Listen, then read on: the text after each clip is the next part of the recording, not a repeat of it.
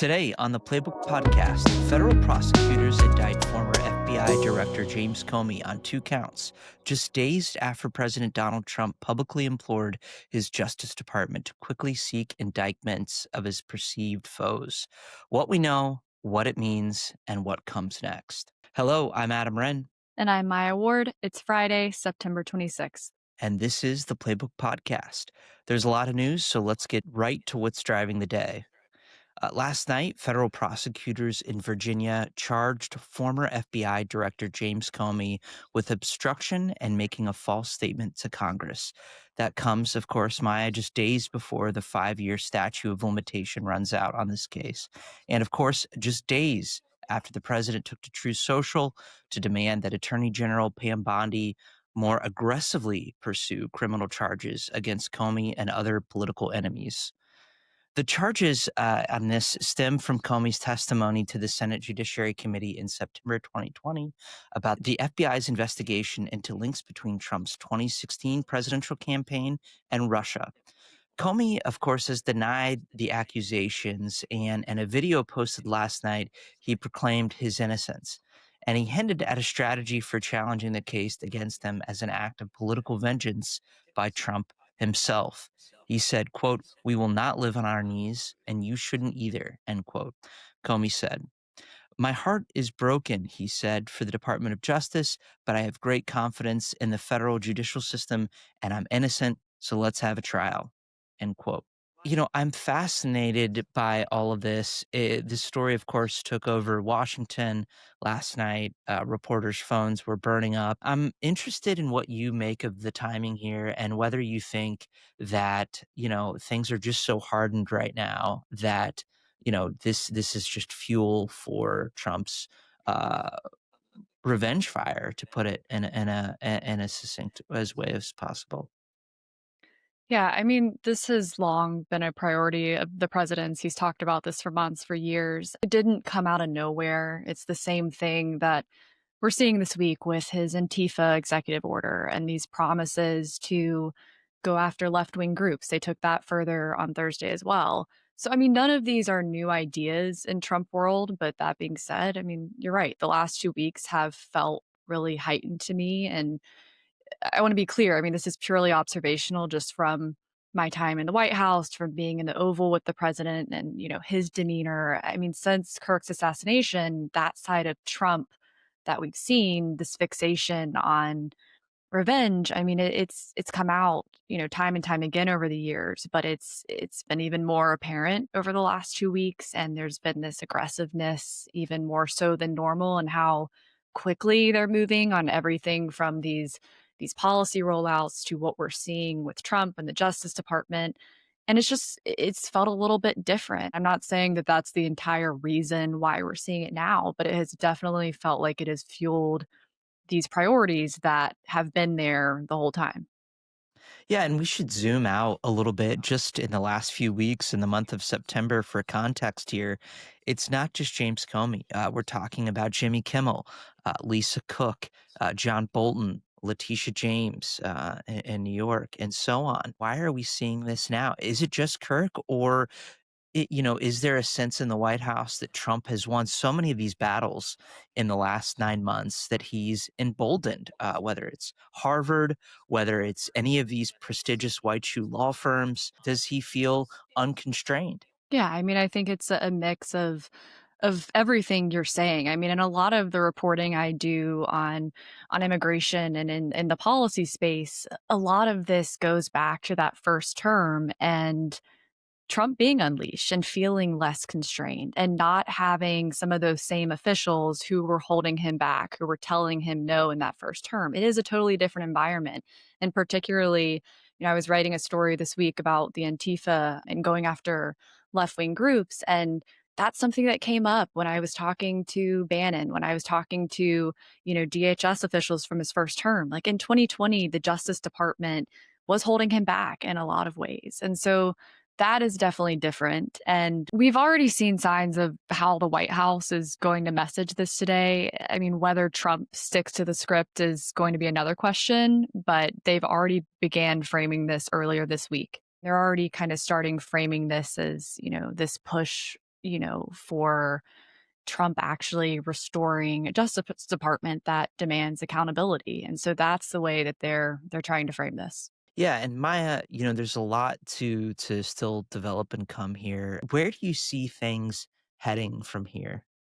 Yeah, I mean it's a bit difficult to know, but we do know that it's going to be full speed ahead. And I mean there was a lot of celebration among MAGA world tonight. I mean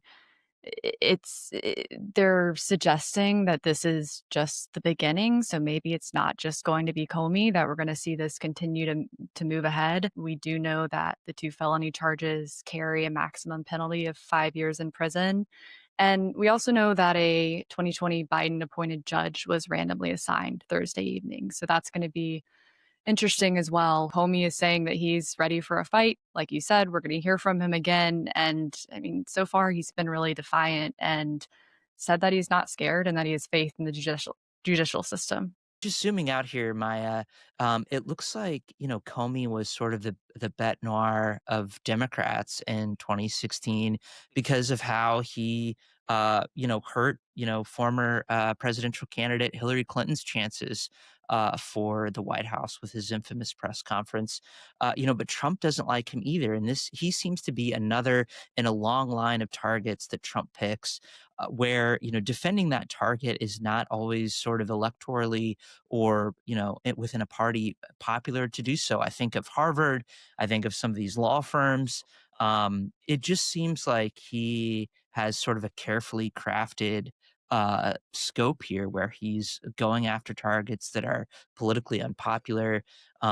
How do you think Democrats respond to all of this? We talk about this every week as we're starting to think more and more about midterms. How much does this matter for voters? How much do Democrats, as they try to, close in on something, how much of this is going to be an issue? And immediately when you said this, I mean, I thought back to Kamala Harris, and there were so many other factors and things going on at the time. And that was a line that she liked to say, that she was focused on this to do list and that, Trump had this enemies list. And that didn't really resonate beyond the base. But we also know at the time there was a lot of amnesia.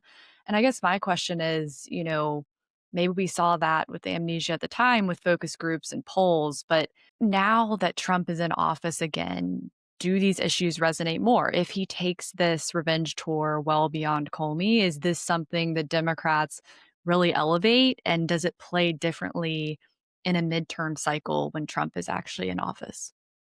Yeah, I mean, so much of what Harris litigated down the home stretch of the race last year was, and she's out on her book tour now as we speak. But how, she was litigating, democracy, the rule of law, January 6th. And the conclusion that we drew were that those things really didn't end up mattering to voters. That it was the cost of living, the cost of groceries, inflation. And here we are, and those things that she talked about seem very much at stake. But whether voters will take them into their calculus seems to me, at least from my reporting, very, very much in question. I think that's why we're seeing Democrats have these same conversations over again. And you're hearing from a lot of strategists saying, focus on the economy, focus on cost of living. Those are the things that voters want to hear about. But then you have these other issues where there's a ton of nuance, whether that's on the democracy issue or what we're seeing right now with Comey and Trump's revenge tour and the Justice Department independence. And, immigration is another good example that Democrats are kind of scared to wade into that territory. So how much do they talk about these issues? What is their message going to be? And can they balance that with these issues that the party as a whole is saying right now that, okay, we can't do the same thing in 2024. We need to focus on the economy and these other kitchen table issues that voters are really concerned about. Yeah, and just a week ago, I was talking with David Axelrod, the Democratic strategist who advised former President Obama, and I was asking him about the Kimmel situation and free speech. And he told me, look, some Trump is essentially great at sending a lot of rabbits out into the field that people chase. And he admitted that, sometimes some of the rabbits need to be chased, but you can't, stay down in the hole with the rabbits, to extend the metaphor. And it seems to me like maybe this is another one of those times for Democrats where they have to decide, is Comey a rabbit worth chasing into the hole? Is the rule of law and the independence of the Justice Department, is that worth saying something about? And can they balance that with, as you say, the importance of talking about the cost of living and the economy? I think that's just going to be a huge question going forward.